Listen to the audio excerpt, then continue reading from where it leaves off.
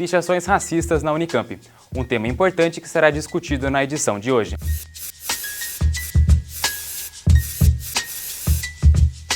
O movimento em Campinas busca conscientizar jovens skatistas. É preciso usar capacete. E no quadro Espelho Olímpico você confere a preparação da seleção brasileira de badminton que treina aqui, em Campinas. Esses e outros destaques você confere agora no Espelho Urbano. Olá, seja muito bem-vindo. Começamos o programa de hoje falando do Uber. Você sabia que Campinas foi a primeira cidade do interior a receber o aplicativo? Apesar de ser considerado ilegal, tem atraído muitos jovens. Vamos ver por quê. Além da facilidade de chamar pelo aplicativo, o preço do Uber é o que tem conquistado os jovens. Esta universitária é um exemplo. É muito bom porque é tudo pelo aplicativo, a gente consegue ver o perfil da pessoa que vai buscar a gente consegue escolher, cai direto pelo aplicativo o pagamento pelo cartão de crédito, não precisa ficar se preocupando com dinheiro, é mais confortável e tem água grátis. Normalmente, eles usam o Uber para voltar das festas, churrascos ou até mesmo do bar. Quando eu vou para festas, não voltar dirigindo bêbada, principalmente para sair à noite. Quando a gente vai para algum bar, alguma balada e vai beber, a gente pede Uber para ir para voltar. Segundo a assessoria do Uber, o aplicativo começou com 40 carros circulando por Campinas. Hoje, 4 meses depois, já conta com 400 veículos, número ainda inferior ao táxi, que conta com 960 carros em sua frota. Se você quiser ver, a gente pode usar os dois serviços para testar qual que é melhor. Convite aceito. O trajeto a ser percorrido é entre o Campus 1 da PUC e o Shopping Dom Pedro.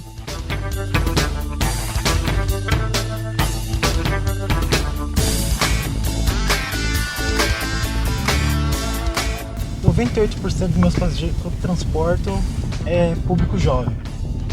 Público jovem, principalmente aqui da Unicamp e PUC.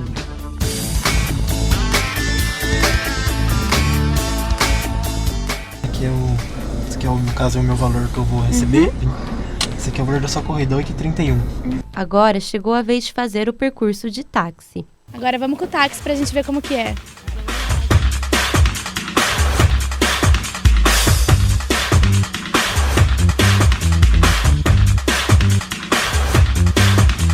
O valor final é de R$ 15,95. O presidente do Sinditáxi explica que o preço do táxi é maior por conta das taxas pagas. Primeiro ele precisa comprar o seu táxi. E a colocação é taxímetro, aferição de taxímetro pelo Inmetro. Você vai ter um custo disso aí entre 3 e 5 mil reais. Você vai depois pagar 6 parcelas de R$ 1.000 da padronização do seu ponto. Para quem ainda não usou, é importante ressaltar que o Uber aceita apenas cartão de crédito. Eles pagam no cartão, que é muito mais fácil, você não tem que ficar trocando dinheiro ou passando na hora, que eu acho que é mais rápido também o serviço. O Uber em Campinas é ilegal. A Prefeitura, em uma ação da Guarda Municipal e INDEC, está realizando operações denominadas anti-Uber para apreender os carros. Apesar das operações, a assessoria do aplicativo diz estar amparado pela Lei Federal de Mobilidade Urbana de 2012, que prevê o serviço de transporte privado de passageiros. Pelo jeito, a polêmica entre Ubers e taxistas em Campinas ainda está longe de acabar. Matheus, mudando um pouquinho de assunto, parece que o uso do capacete não tem sido muito frequente entre os skatistas. Amanda, inclusive a falta desse uso acabou na morte de um jovem, que fez com que a mãe dele criasse um movimento de conscientização. Confira na reportagem. Seja qual for a hora do dia, é muito comum ver jovens andando de skate nas praças de Campinas. Entre manobras radicais e quedas, o medo de se machucar não existe. Eu quebrei minha mão, fiquei 3 meses sem andar, mas nada que não foi na cabeça, nada demais. Ao andar de skate, um dos maiores perigos é a lesão na cabeça. Utilizar o capacete de segurança previne até 85% o risco de traumatismo craniano. Entretanto, esta não é uma prática comum aos skatistas.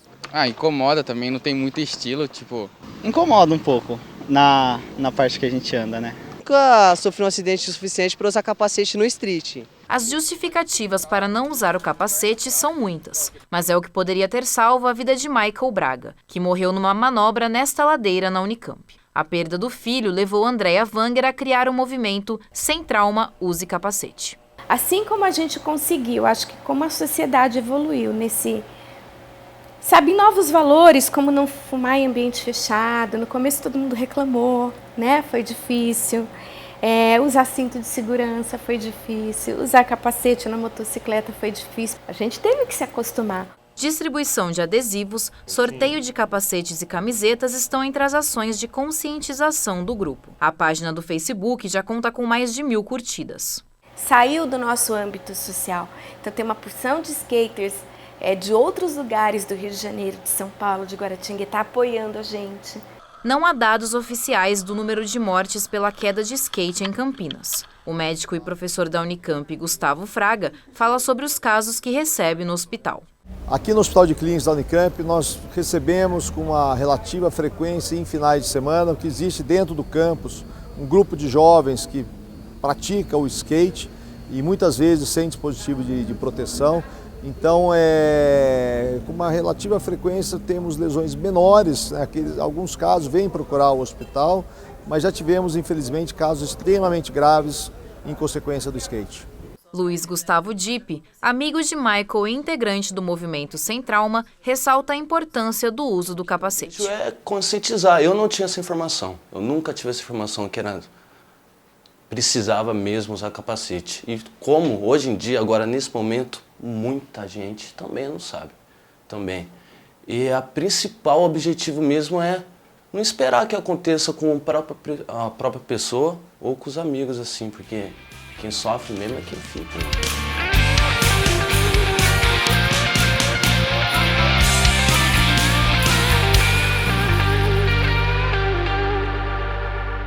Os integrantes do movimento elaboraram um projeto de lei em conjunto com a Secretaria de Esportes, que já foi aprovado pelo prefeito Jonas Donizete e enviado à Câmara. O projeto prevê a colocação de placas em locais com pistas, praças e também a obrigatoriedade de capacete em campeonatos realizados em Campinas. E como todos já sabem, as Olimpíadas do Rio estão chegando. Isso mesmo. E no terceiro capítulo do quadro Espelho Olímpico, vamos falar do badminton, que participa pela primeira vez dos Jogos. Confira!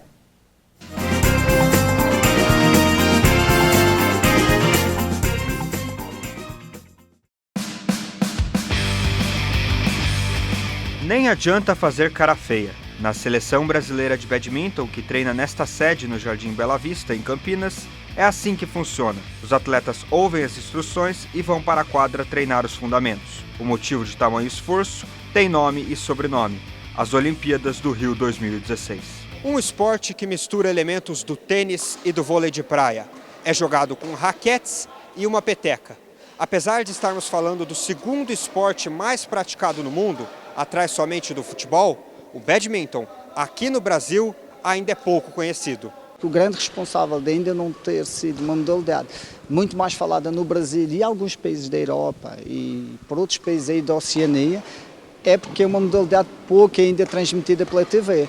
Longe de ser um esporte competitivo no cenário internacional, o badminton brasileiro aos poucos vem mostrando evolução, principalmente depois das recentes conquistas em jogos fora do país. É um processo que começou não só no último Pan-Americano com as medalhas, mas eu diria que começou já em 2007 com a primeira medalha Pan-Americana, e foi um processo que aos poucos veio crescendo e agora a gente vê um crescimento ainda maior, as pessoas estão conhecendo mais o esporte. Para quem ainda não conhece, o jeito de jogar é muito parecido com o do tênis, mas no lugar de uma bola, os atletas devem jogar a peteca, sem permitir que ela toque no chão. Aquele que deixar a peteca encostar no seu próprio solo ou arrebater para fora da quadra adversária, perde o ponto. É um esporte muito rápido, muito estratégico, de muito reflexo e muito técnico também. Apesar da enorme expectativa com relação aos Jogos Olímpicos, os atletas e a comissão técnica sabem que é preciso manter os pés no chão. Afinal, esta será a primeira vez que o badminton brasileiro participa de uma Olimpíada. Em termos de expectativas, o que nós temos como objetivo, as pessoas às vezes pensam que é um objetivo pouco ambicioso, mas não é ganhar uma partida no grupo. Isso colocaria os nossos atletas entre os 20 melhores da Olimpíada, o que seria excelente para o badminton brasileiro. Durante os Jogos do Rio, serão disputadas 5 provas de badminton, as masculinas e femininas, simples e em duplas e as em duplas mistas. O Brasil já tem garantidas 2 vagas nas provas de simples masculino e feminino, justamente por ser o país sede. A lista com os demais atletas classificados para as Olimpíadas será divulgada agora em maio.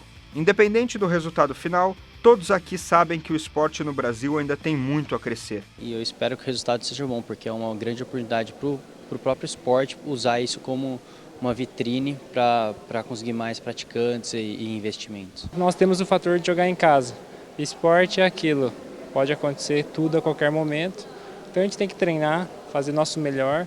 Eu tenho certeza que o Brasil vai fazer muito bem nos Jogos.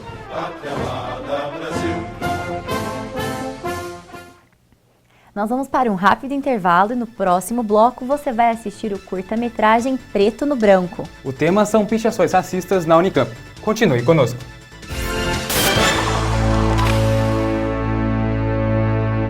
Todo mundo tem um amigo especial.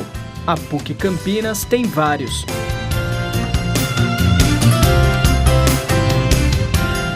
No CIAD, jovens e adultos deficientes da comunidade recebem auxílio para uma formação profissional e humanista.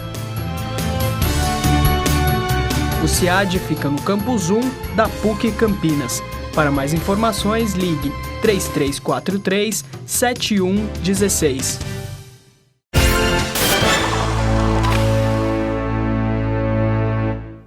Ver atos racistas, infelizmente, ainda é comum no Brasil. Os alunos da Unicamp se depararam com uma série de pichações racistas no IFISH, Instituto de Filosofia e Ciências Humanas. Pois é, Matheus. Depois de quase 130 anos do fim da escravidão, ainda vemos cenas como essas. E para falar um pouco mais sobre esse assunto, está aqui no estúdio o coordenador da Organização para a Libertação do Povo Negro, Reginaldo Bispo.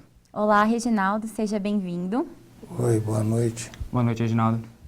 Antes da entrevista, nós vamos acompanhar o VT.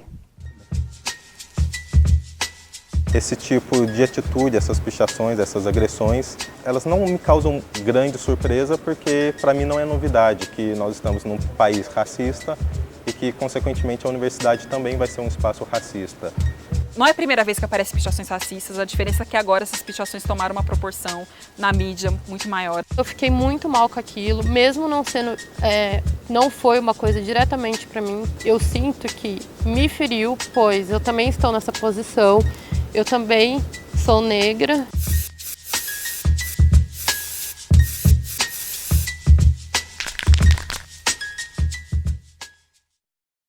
Pichações, inclusive, deixando bem claro que o alvo deles, o incômodo deles é com os pretos e pobres e com a questão das cotas, assim, né? Uma questão de classe, uma questão de raça e um repúdio a essa forma de acesso, assim.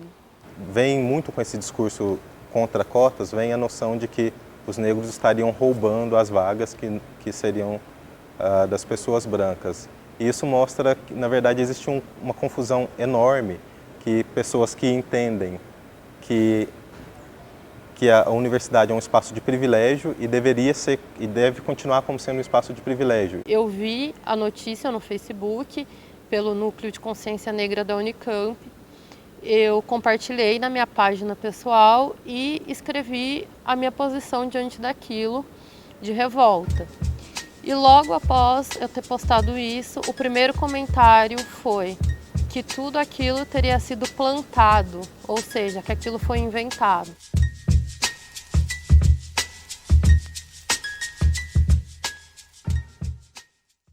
Eu sempre percebi o racismo desde a infância e essa questão sempre foi colocada. A minha mãe, ela não colocava essa questão para mim, assim, do ponto de vista de uma militância, mas uma frase que eu sempre ouvi a infância inteira, que a maioria das pessoas negras ouve, que olha, o martelo é mais pesado pra gente. Eu lembro de um colega olhando com desdém e gesticulando, assim, e foi muito importante, eu levei isso para a direção da escola e naquela época nós tínhamos uma orientadora pedagógica negra, ativista do movimento negro, então ela soube me acolher naquele momento. Eu fingia que eu não sofria esse racismo e o que eu fazia? Eu tentava mudar isso. Eu alisei muito tempo o meu cabelo, eu não aceitava ele do jeito que ele era, porque as pessoas impunham para mim que eu não podia ter o meu cabelo crespo.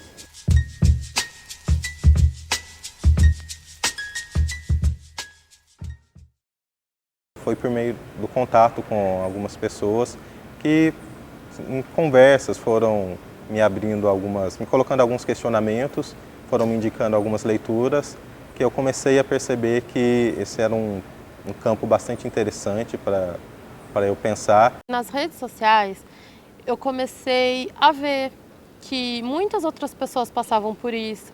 Eu comecei a entrar em grupos que combatiam o racismo e eu via depoimentos de mulheres iguais, com a história igual a minha, assim. Depois que a gente começa a perceber algumas coisas e estudar e ter acesso às pessoas que vivem a mesma experiência que a gente, mesmo próximas, ou às vezes através de um livro de um autor negro que você nunca tinha ouvido falar que era negro e que existia, é um caminho sem volta, assim. E aí a gente começa a construir as coisas e não conseguir... começa a conseguir coletivamente enfrentar coisas que você já percebia, mas que sozinho a gente acaba abaixando a cabeça e muitas vezes deixando passar, assim. Graças a essas pessoas que me ajudaram, algumas que eu nem conheço, mas que dividiram a sua história e me ajudaram a entender e começar a lutar por essa questão. O racismo é um problema estrutural do Brasil e acho que é importante a gente entender isso para poder calibrar adequadamente as nossas ações. Ser estrutural significa que ele vai afetar as áreas mais estruturais da sociedade. E a educação não vai estar fora disso. Então, uma sociedade estruturalmente racista, ela vai produzir pessoas que têm comportamentos racistas. Vamos usar, então, essa prova, né, do racismo escancarado na parede como uma ferramenta para a gente falar, que faz um tempão que a gente está falando de racismo na universidade, agora apareceu mais isso. O que a gente vai fazer? O que a instituição vai fazer? Em outras universidades com cotas na graduação, foi um processo semelhante ao que está acontecendo aqui. Assim que se implementaram as cotas, os episódios de tensão racial, os episódios de racismo começaram a se manifestar com maior intensidade.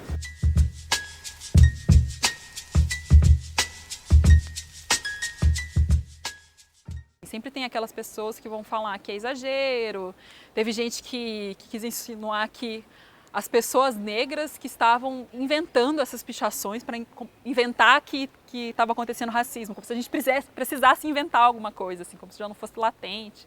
Essas pessoas passaram a vida toda olhando negros como aqueles que são subservientes, aqueles que devem obedecer ordens. As pessoas são extremamente preconceituosas ainda e elas acham que os negros têm que ficar sempre naquela posição abaixo, naquela posição de escravidão. Então, quando eles entram na universidade, ou se destacam por alguma coisa, ou só de estarem na universidade, isso eu acho que já incomoda muitas pessoas. Eu tenho orgulho da minha cor, do meu cabelo e do meu nariz. Sou assim e sou feliz. Em nota, a Unicamp diz que repudia qualquer tipo de discriminação e diz que vai propor debates internos com o apoio da Comissão de Direitos Humanos da Câmara Municipal para elaborar ações de combate à discriminação racial. Reginaldo, depois de ver o curta-metragem, você acredita que as pichações racistas têm relação com o aumento de negros na universidade? Nós não temos dúvida em relação a isso. A sociedade brasileira é muito conservadora, é muito racista por conta dos seus antecedentes coloniais e escravistas e ainda hoje acredita que os privilégios devam ser todos seus. E, Reginaldo, qual que é o papel do movimento negro, né, quando essas manifestações começam a ser mais recorrentes? Né? Olha, nós passamos de uma fase de manifestações de protesto simplesmente para um processo hoje que foca na organização e na construção de um projeto político que visa organizar a população negra para reagir efetivamente a esse processo racista que se transformou em algo bastante natural em todo o país. Existe algum tipo de ação que vocês estão promovendo dentro ou fora da universidade? Fora da universidade, nós temos várias ações. No Brasil hoje, o centro das nossas atenções é na construção do projeto político do povo negro para o Brasil e na campanha pelas reparações históricas contra o colonialismo, o racismo e o escravismo.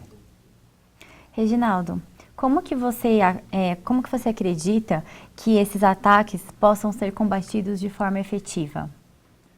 Bom, a primeira ação, sem dúvida nenhuma, é a denúncia. Porque isso, por um lado, intimida o covarde que não aparece.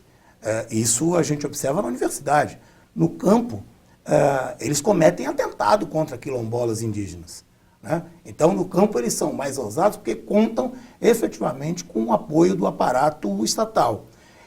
E nas zonas urbanas, é a questão do genocídio do povo negro, através das ações dos órgãos de segurança do Estado, a Polícia Militar em particular e de grupos de extermínio.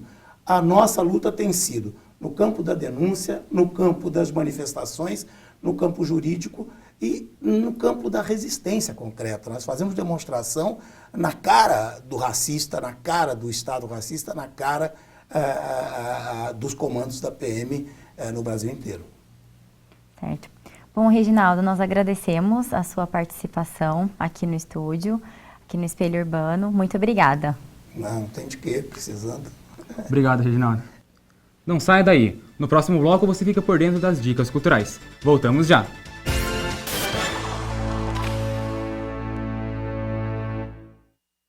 Todo mundo tem um amigo especial. A PUC Campinas tem vários.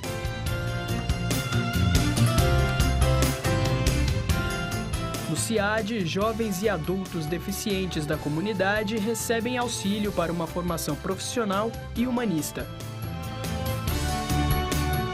O CIAD fica no Campus 1 da PUC Campinas. Para mais informações, ligue 3343-7116.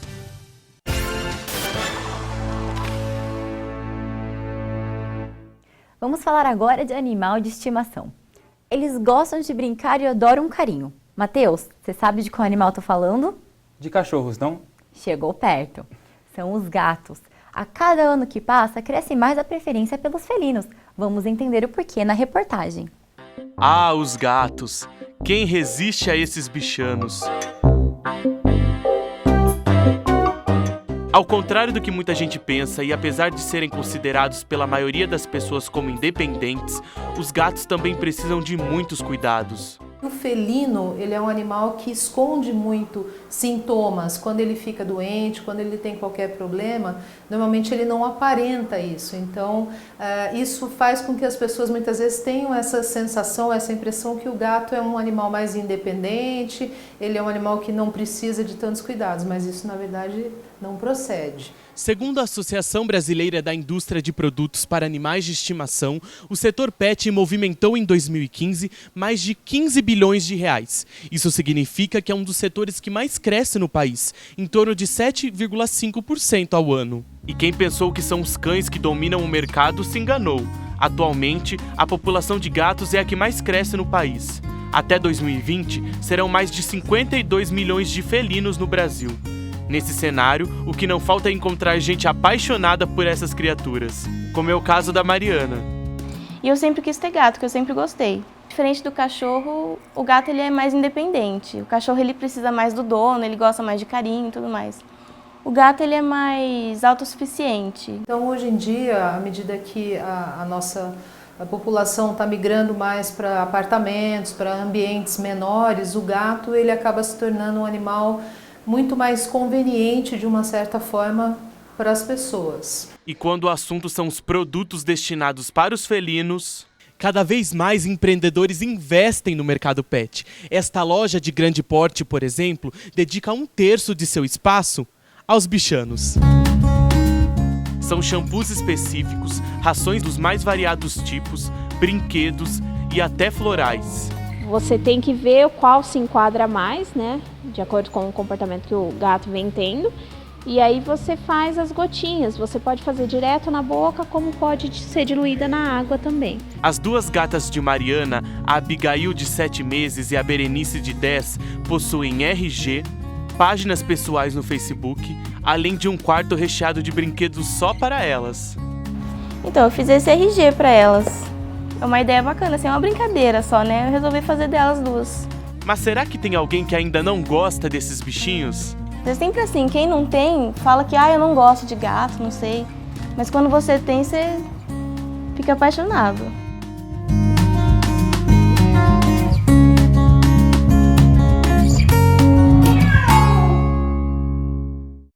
E agora, cultura. Em Campinas, o projeto Sound de Rua fez uma apresentação especial para comemorar o seu primeiro ano.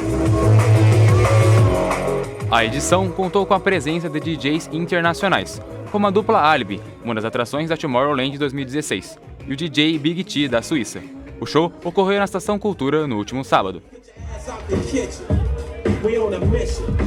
Gosta de poesia? A Unicamp foi palco para o lançamento do livro Poesia para Encher a Laje. Vamos ver. Poesia quando você chega atrasado no trampo, vai desesperado procurar o seu patrão e descobre que ele não chegou porque também está atrasado.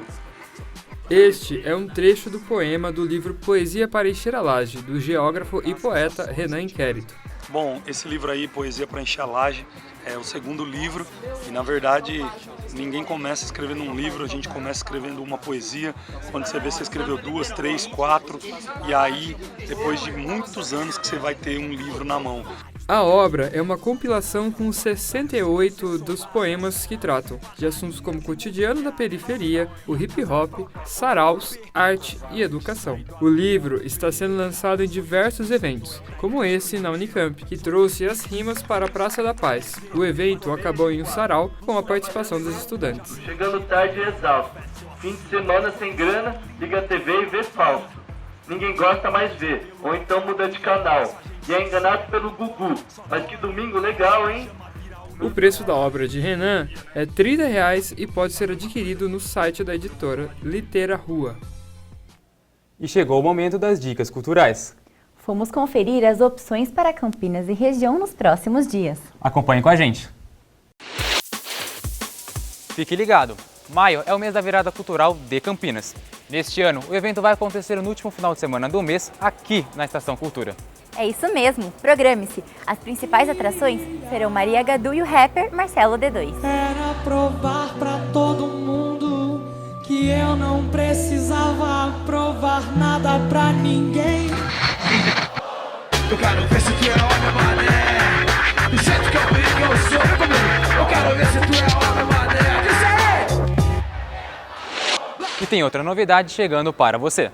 O Sesc Campinas recebe amanhã a exposição Gênesis, de um dos mais renomados fotógrafos do mundo, o mineiro Sebastião Salgado.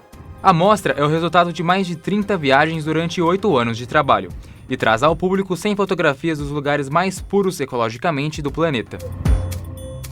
A exposição fica até 31 de julho e tem a entrada gratuita. O horário de visitação e outras informações você confere no site do Sesc. E daqui da Estação Cultura você acompanha as outras dicas. A primeira é para quem gosta de stand-up. O comediante Eduardo Sterblit faz uma releitura de toda a sua vida e carreira no espetáculo Use-me, no Teatro Municipal de Americana, Lulu Benincase, no dia 7 de maio, às 9 horas da noite. Os ingressos custam R$ 35 a meia entrada. E agora a música. Campinas e região está com uma programação repleta de shows. Se eu fosse você, não deixava de conferir. Vamos dar uma olhada. No dia 7 de maio, o cantor Humberto Gessinger se apresenta meia-noite na Rede Eventos em Jaguariúna. O show faz parte de sua nova turnê, Louco Pra Ficar Legal, e tem entrada a partir de R$ 40. Bora, chegou a hora, a luz da aurora, boreal. Gosta de sertanejo? A dupla Pedro Paulo e Alex tem show marcado para o próximo dia 13 de maio, às 9 da noite, no Chapéu Brasil, em Sumaré. O preço dos ingressos você encontra no site. As novinhas tão sensacional. Para os amantes de rock, no dia 14 de maio a banda Matanza vai agitar a noite campineira com o lançamento do seu novo álbum, Pior Cenário Possível. O evento será realizado às 8 horas da noite no Brazuca Bar, em Barão Geraldo. Os ingressos custam a partir de R$ 40. Temos um sócio no clube dos canalhas, não admitimos que apontem nossas falhas. Ainda no cenário do rock brasileiro, o cantor Nando Reis vai estar em Paulínia. A apresentação é no dia 19 de maio, às 9 da noite, no Teatro Municipal da cidade. Os ingressos estão disponíveis no site oceaniatickets.com.br.